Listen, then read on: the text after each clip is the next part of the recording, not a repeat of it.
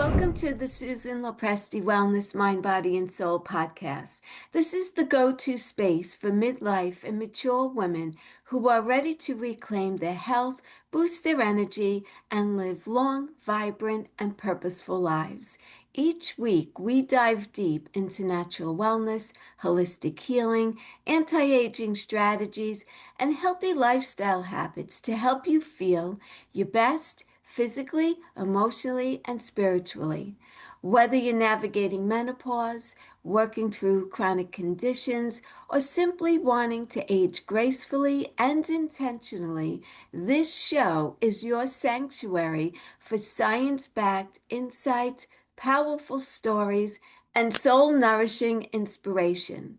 So if you're a woman in your 40s, 50s, or older looking to thrive in the next chapter of your life, you're in the right place. Today's guest is Cathy Williams. Cathy is a body-based healing and creative arts therapy expert and founder of Intuitive Self. She helps people reconnect with their intuition through somatic and expressive arts. An award-winning author and speaker, Cathy draws on her personal healing journey to support others in reclaiming their body, mind, and heart. With over 17 years in community development and social justice, she brings compassion, creativity, and depth to her work. Cathy holds a Master of Social Science and multiple qualifications in somatic therapy, expressive arts, and trauma healing. So without further ado, Cathy, welcome to my podcast. I'm so excited to have you here, and I can't wait to dive into this powerful conversation. Cathy, welcome to my podcast. I'm so excited to have you here today, and I can't wait to dive into this conversation with you. So lovely to be connected. Thanks for having me. You're very, very welcome. Cathy, I want to begin by give us a definition of somatic healing. What is it? What can you tell us about that? So, somatic healing is a framework and an approach that considers the whole body. It works with the whole body, the whole self, recognizing that the body is a doorway into not only our present moment experience, but Mhm. all that our body has carried from our life experiences. We hold that in our body. And so my approach is to utilize the body as a resource for healing, for connection to self, for understanding the messages and signals of what our body is trying to communicate with us. Learn to be in dialogue with the body so that we can learn how to move through the world and navigate life that feels in alignment with our values. Mhm. Okay. So it's really, as a somatic movement therapist, when someone comes to see me, the somatic check-in is at the forefront. So I'm using a somatic lens to attune my body to their body, to see what is present and what's coming through in the bodily sensations, to invite the woman to connect with what they're feeling. And this can be an intimidating process because in the societies that we live in, we can often be encouraged to disconnect or numb ourselves Yeah. from our feeling body and our felt sense. So, learning to have compassionate and non-judgmental ways of being in the body, coming back to the body and being curious about different bodily sensations so that we can use the body not only in our assessment of what's going on, but in our treatment. So many of the approaches that I use in my movement and art therapy is with the body.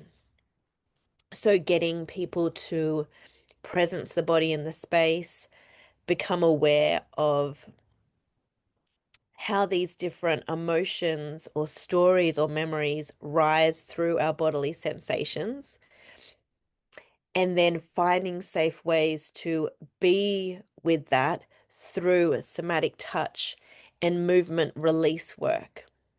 Okay. So, am I understanding you correctly?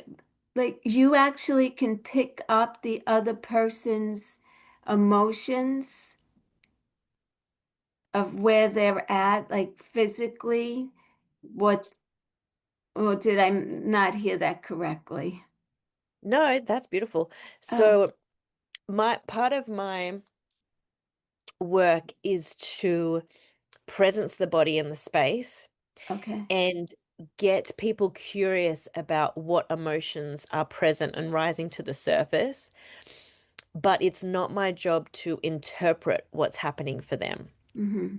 And I say this because I'm not going to work with someone and then be like, oh, well, if you're feeling a sensation here, that must mean A, B, and C. What I see my role as is getting people curious into that feeling state and that felt sense, and then seeing with different prompts that I guide with, seeing what they identify it as. So it's really this work is really about supporting women to identify what's happening in their body so that they make meaning of it. They make meaning of their experience because it's not up to me to interpret what's happening for someone else and to put my story or my interpretation onto someone else's experience, but rather to get them curious about what's happening for them and what that might mean or what emotional state that might mean. So then we can work from that place. Now, do you find that they're able to get in touch with their emotions right away, or does this process happen over time? It's so contextual, but the majority of people I work with, for whatever reason, they're different body response to different events in their life might mean that they struggle to allow themselves to be fully present. It might mean that they have learnt coping mechanisms, which mean that they don't want to connect or they don't feel safe to connect Yeah. with an emotion. And I really relate to that. My story is very much that I was disconnected from my body. And I found different ways to numb and disconnect and distract myself from feeling because I was scared of feeling my feelings. And I was scared of being too overwhelmed with a feeling or an emotion that Mhm. I wouldn't be able to function. And, as women, we're needed. We're needed to show up as daughter, as mother in our work Mhm. roles, in our relationship, in service to the world. And it can be an intimidating process to sit with our feelings. So, yes, it's very common for women to have reservations and to have built armor and coping mechanisms to stop themselves from feeling. And a big chunk of my work is allowing, working out different gentle entry points to allow that process to be a safe and comfortable one to ease our way into. So we're not going straight into full-on processes. It's a gentle journey. Right. Now, what if someone has a repressed trauma, let's say from childhood, and it's repressed, so they're not aware of it emotionally or intellectually, and so they're experiencing symptoms, but they don't know why. Now, when you get to the root cause, how does that affect a person? They actualize the event, it comes to life for them, and isn't that kind of traumatic to witness that? if that is the experience, it's Yeah. very different for different people, but it's not about going back into the event as such. Okay. It's more getting curious as to what that, so for example, I was talking to someone just yesterday about this anger. They identified the emotion as anger, that they were feeling this tension in their body. Hmm. And they said that they called it a short fuse and that they're really quick to anger. And I asked her, where do you feel that in the body? And she identified it as a living in the stomach and then it rising up to her face with like a heat sensation. Okay. So the process that intuitively came through with that was not to go straight into the mind and analyze what might be stirring up that anger or what memory might be linked to the anger, but rather to just be with the particular sensation she was feeling in the stomach Yeah. and get curious about it and bring expression to that part of herself. So we played music, I gave different movement prompts and really invited this intuitive movement to rise, to get bigger, to expand, and see how it wanted to be expressed through movement.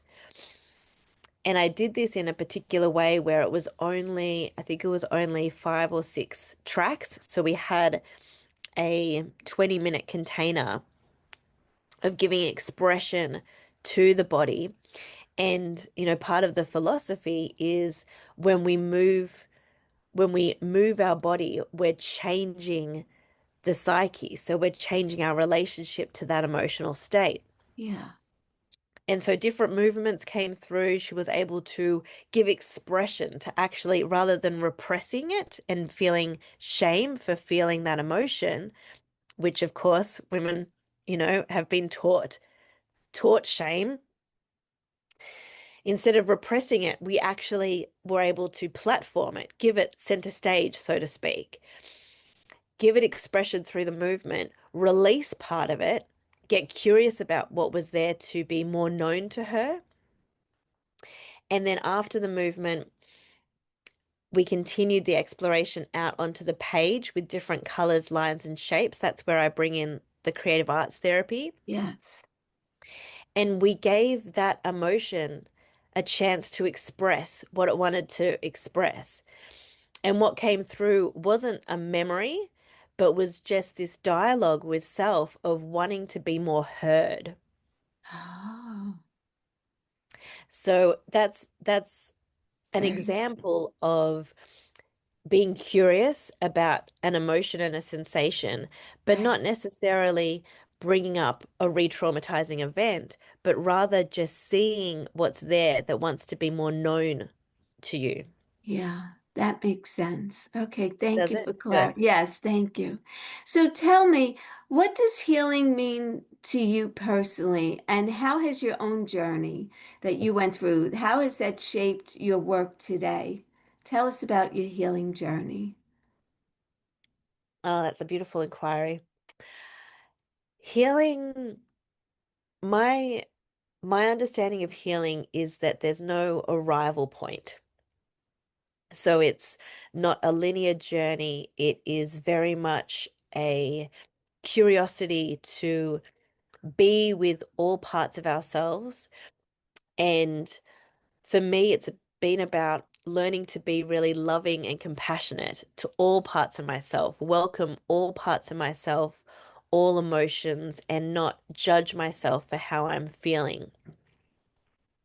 That's been incredibly healing, that I have had many different stories or narratives or perceptions of myself and thought that I should be a certain way, but rather allowing myself to get curious about what is actually mine and what I Hmm. might have taken on, whether that's intergenerationally or whether that's society's stories or society pressure, and being able to recognize what's mine in all of this and connect back to my body and my intuition.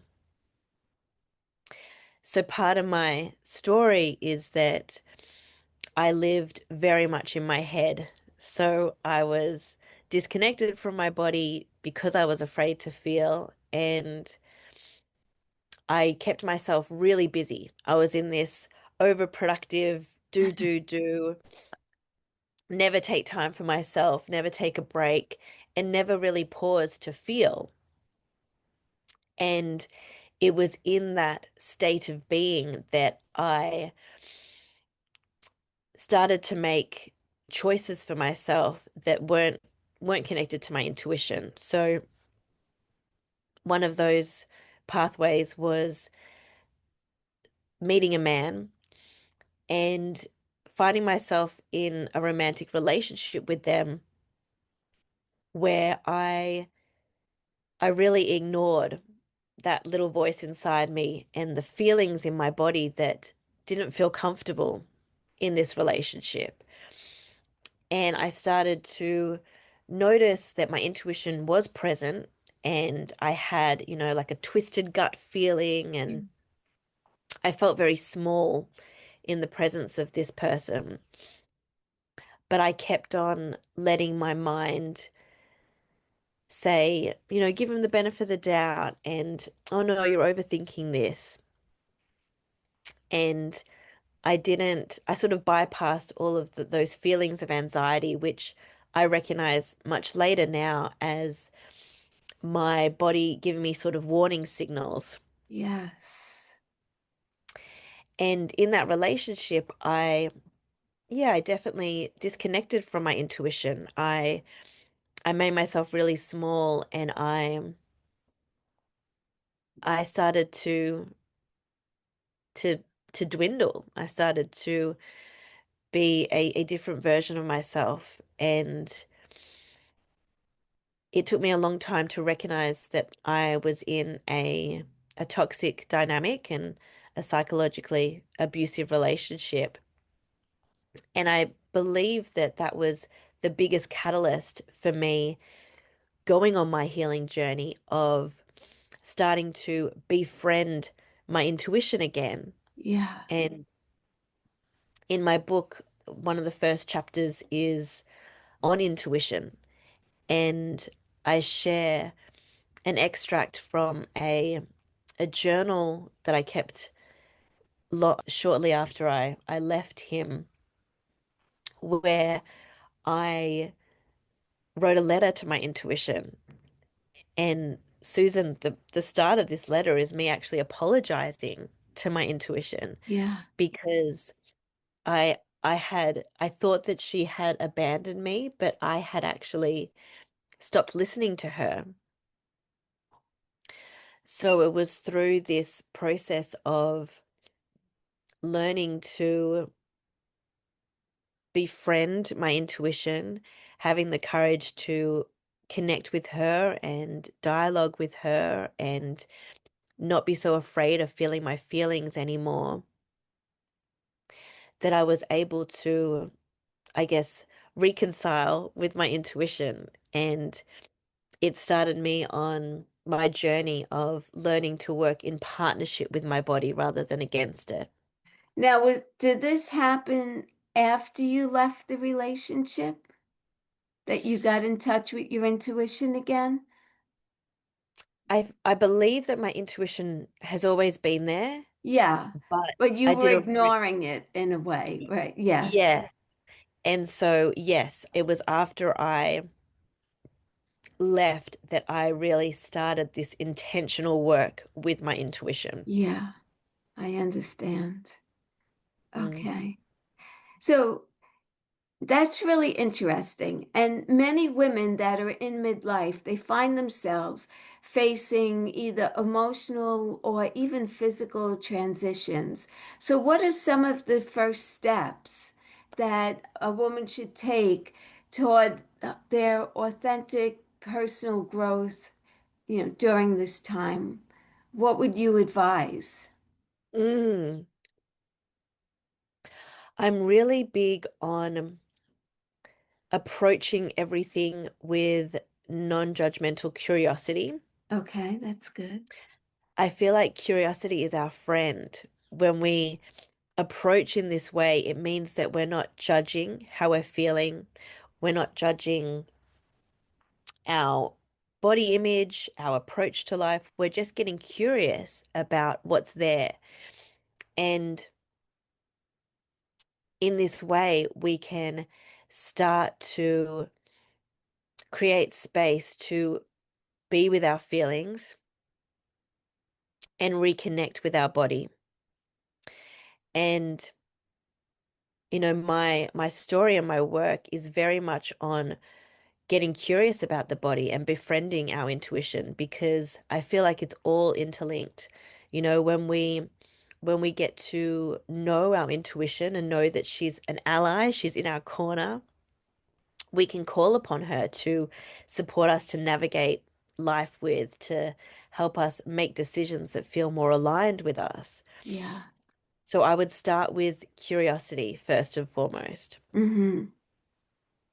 But do you notice in working with women that some of them are actually apprehensive to get to know their intuition or actually afraid of bringing something to the forefront that they've been suppressing? I definitely notice what's very common is hesitation, Yeah, hesitation to go to those places. yeah, And I believe this is because we can be often scared of the unknown. We could be scared about what might come up. So I really like to start these processes being really curious, but being really gentle and having safe containers where we can come back to resourcing ourselves through the breath, through the body, through somatic touch, where we can have visual guides and aids to support us so that it isn't as intimidating as one might imagine. mm-hmm. Yes, because I'm thinking about your own personal story, and I'm sure that there's other women who are in relationships with a significant other, and there's something in the back of their mind that's telling them that this is not right. It's not right. There's something that's just not right at this point. Something a bit off, Right. yes.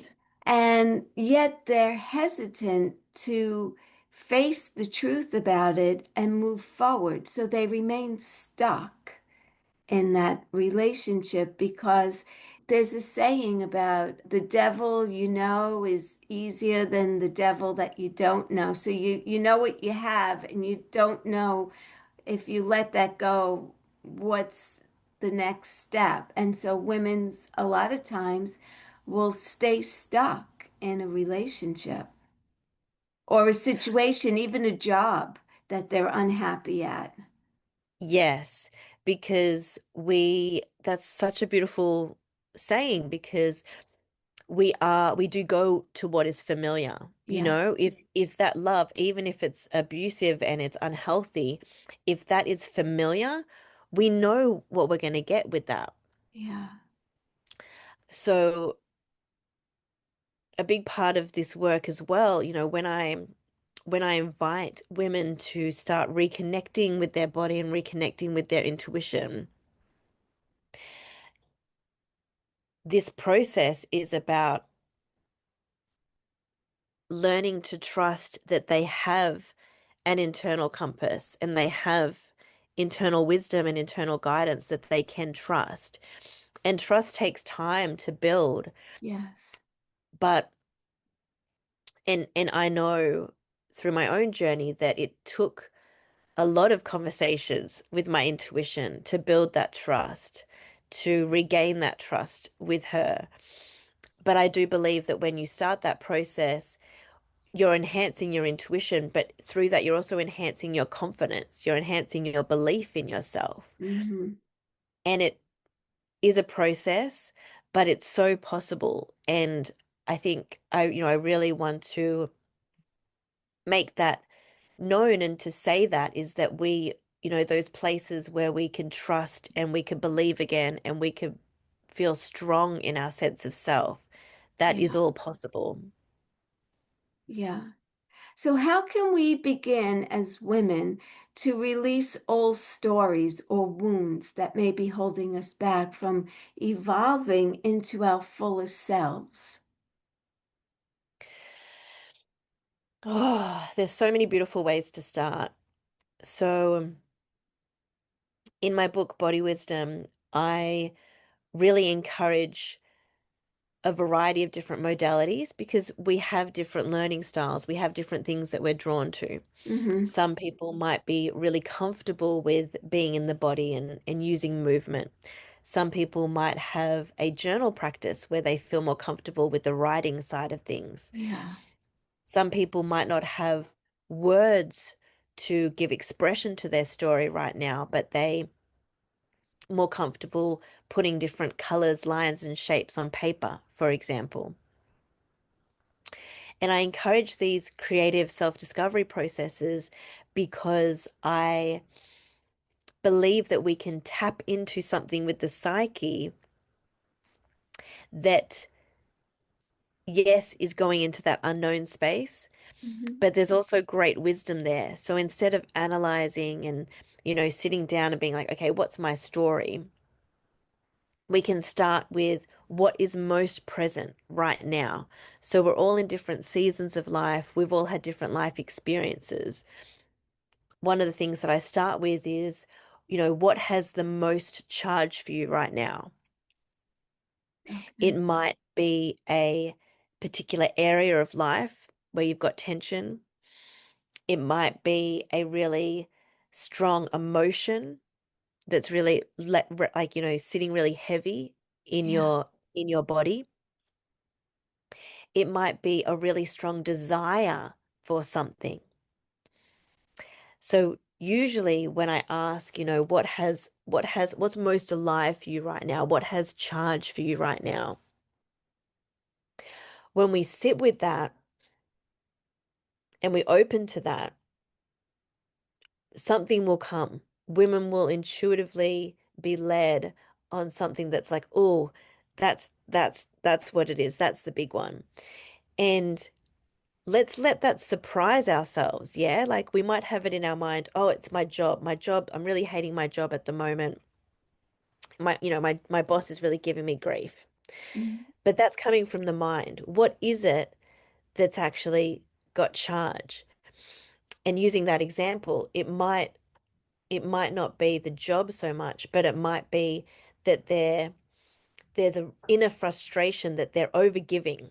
They're feeling used in that role. They're Yeah. not feeling seen or valued. And that's what has charge. Yes, it's within the job environment and it's probably perpetuated by the boss, for example, Mm-hmm. but it's that feeling of being undervalued and overused and overstretching themselves in that role. Yeah. So if that's what's current for them and that's the story, then that's our entry point into, okay, if that's how you're feeling right now, what's the opposite of that? How do you want to feel instead? So that could be, continuing with this example, that could be that they want to feel valued, they want to feel seen.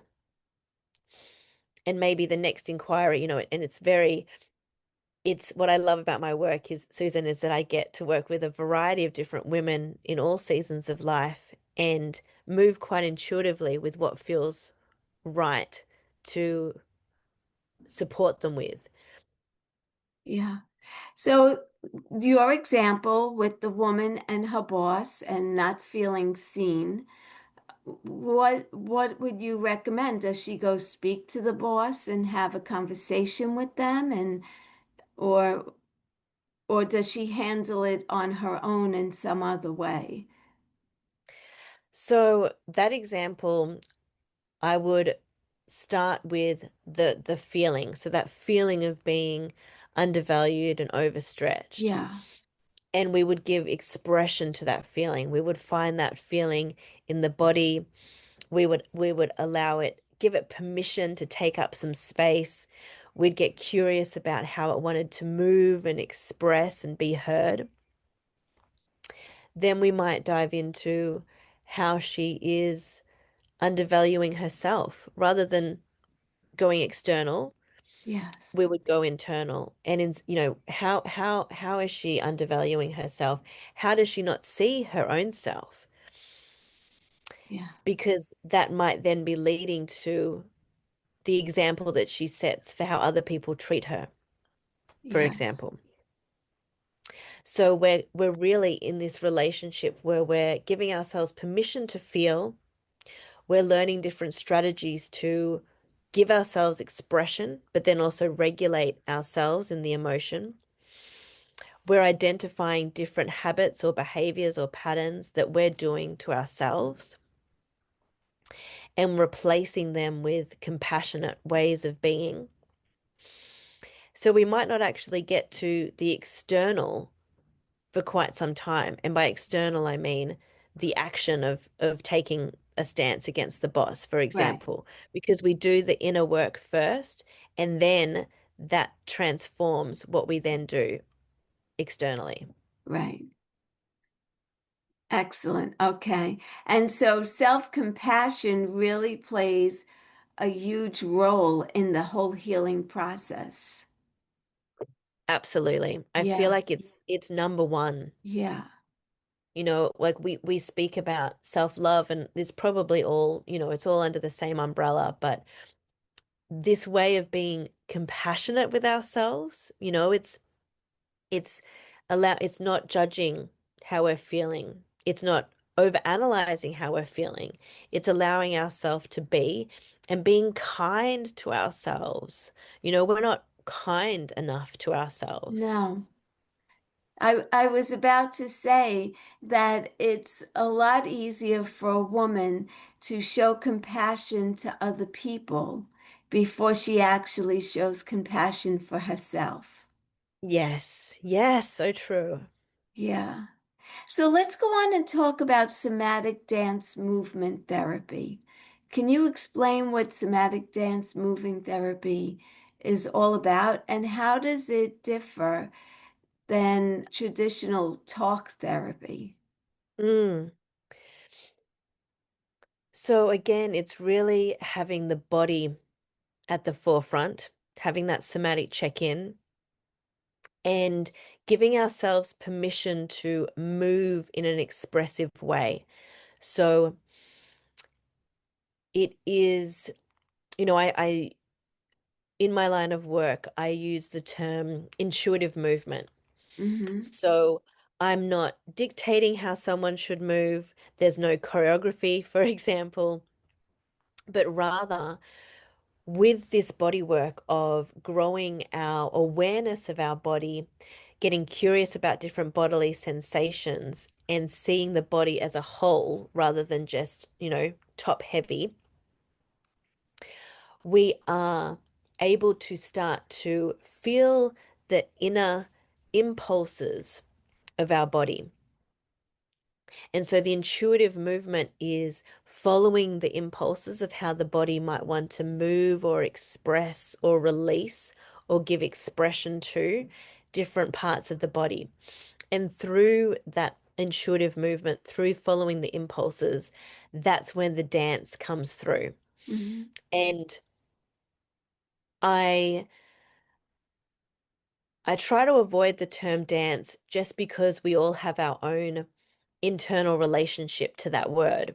I work with a lot of women who there's a very common phrase to say, "Oh, I can't dance. Right. Oh, I'm not a dancer." Yeah. And it's like, well, no, you're moving your body every day. Yes. Your body is carrying you. It's this beautiful being that you are moving, even, unconsciously. And the term dance can be quite restrictive in that way, but we use movement principles, creative movement principles of moving different parts of the body, using tempo, using space, using different levels to encourage this movement. So, for example, in my one-on-one sessions, but also in my public workshops, we do long, like the shortest movement process would probably be about 40 minutes because we really go into getting comfortable with this movement and getting curious about how we want to move. Hmm. So I'll support the journey with a range of different rhythms and music backgrounds to get us into a state where we're tuning out the mind and being in the body instead, and giving ourselves permission to take up space through the movement. And this doesn't necessarily mean big, grand movement and fast-paced movement, but it's giving ourselves the space in our day and in our home or in the studio to actually move how we want to move. Wow. So it's different to talk therapy in that it really presences the body in the space. It encourages movement. And sometimes we don't have words, or sometimes going back into an event or going back into a story about something Hmm. can be helpful, but how does that story take up space in the body? And can it be expressed through movement rather than story? Yeah. Wow, that's beautiful. It's It so is beautiful. interesting how you could heal in so many different ways, right? Absolutely. And I'm a big fan of so many different types of therapeutic methods, and they each have their place. And I've certainly utilized them personally over the course of my life. Yeah. But what I've found with movement and art therapy is that it really worked for me because it allowed me to get curious rather than getting stuck in a loop. I found myself getting really stuck in a loop. And so when I was able to recognize that, when I was able to move it, I felt like I was naturally moving it out of my body. I was finding outlets for expressing it and changing my relationship to my story. Yeah. One of the things that I do in my one-on-one sessions is, women get to a point where they actually, they feel way more comfortable with moving and they find liberation and vitality through the movement. And they might be going through something and, through different movement processes, they come up with their own movement mantra. So they'll come up with a particular phrase, for example, I am safe. Yeah. And that will be matched with a particular movement or a gesture where when they do that movement, maybe it's wrapping their arms around themselves, maybe Right. it's moving their body upwards in an outward motion. It's creating new patterns of existence where they're saying to their body and their whole self, I am safe. I am safe. Hmm. I am safe. And they're doing that with the movement so much so that it becomes embodied Yeah. rather than just a phrase. Right. That makes perfect sense. I could totally see how that would be helpful. What about spirituality and the sacred connection? What does a sacred connection mean to you, whether it's to the self or nature or even something greater than that? Mm. Oh, I love that.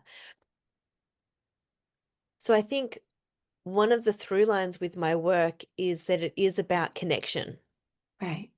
connection to self, being able to connect with others, being able to connect with the natural world around us, and connect to something bigger. I have my own personal spiritual practice, and a lot of that connects through movement. So I feel like I find spirit through movement. I can tap into a meditative state through movement. Oh, I love that. And I have received messages from spirit through the movement and then out onto the page. She's come to me with words and visuals that I've then captured in drawing form, and I've put them up on my altar, and they've been guides for me. They've been remembering for me. So I really do encourage people's connection with spirit and God or whoever that is for them, whatever their guidance system is, that might come through in this process because you are allowing yourself to really feel and tap into all of the different supports around us, within us, and through us. Yeah. But now, what if you come in contact with someone who feels spiritually disconnected? Mm, How do you begin to open up to that sense of sacredness again? mm. Again, I start with really gentle entry points. Okay. So, meeting the sacred every day is one of my sayings, and it doesn't have to be this grand gesture. It doesn't have to be this week-long retreat. Right. It can start with our intention. So, my intention is to sit with my warm cup of tea and to take in my breath and to feel the earth underneath me Mm-hmm. and to take this sacred moment with no Yeah. expectation, just being, just allowing, and just being with the intention of being. Yeah. That 5-minute practice is a sacred moment. You're carving out a sacred moment for yourself. And also to notice, use your senses to notice what you feel, what you see, what you hear, what you allow in that time. And I feel like when we bring intention to our action and intention into our day, we're naturally creating a pathway to the sacred. Mm-hmm. And it might feel unusual, it might feel silly, but that's okay. We're allowing all of the different feelings in that process as we get curious about the sacred Yeah. within and without. This must be such a rewarding, I'll call it a career or a calling for you. And I'm sure when you're working with women and you see a transformation in them from this work, it has to just light you up and feel such a sense of gratitude that you found this work for yourself, which I think is beautiful. And you really embody it. And I could just tell that it's just a part of who you are and what you do and what you were brought here to do. And I think it's beautiful. Do you have any final thoughts that you'd like to leave my audience with? Because I'm sure that there's women on here who are listening and have heard things that you've talked about that have really resonated with them. And so, what would you advise for someone who feels very disconnected to themselves right now? Mm. What I would advise is to allow that feeling, to get curious about it, and to start to take an intentional moment every day just to put your hands on your body wherever it feels comfortable, to take a moment to breathe and just be with the breath, and just start a gentle, sacred practice of allowing your body to be just as it is, allowing any emotions to rise just as they wish to show up, and start a dialogue with yourself. Get curious. What's there? What is wanting to become more known to me? And breathing into that and not judging anything that comes up, allowing it to rise.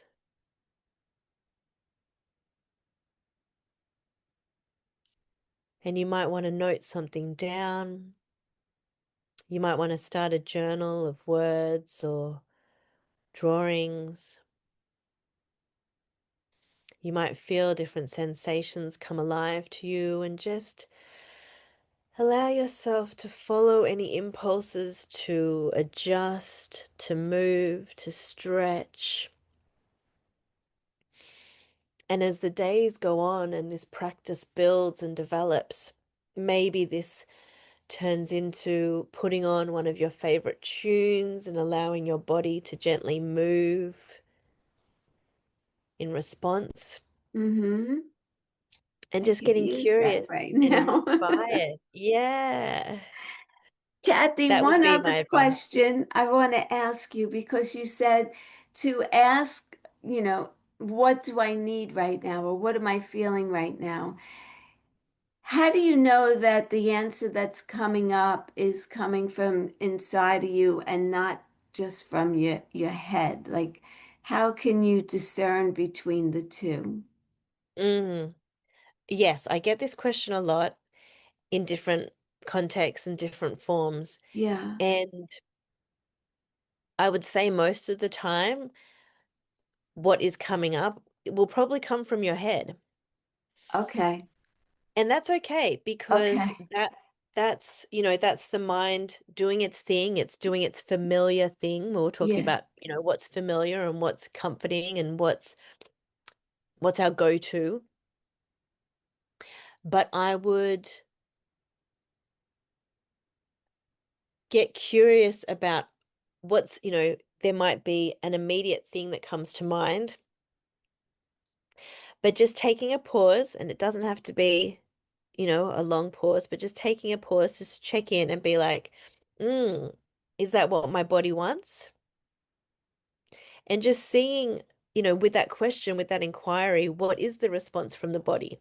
And it Yeah. might be nothing to begin with, but there might be some sensations there, and there might be some feedback there. And this process, it's a it's an unfolding process of listening to that feedback and getting curious about the feedback in the body. Yeah. But yeah, if people have resonated with what I've shared today, they can definitely get in touch.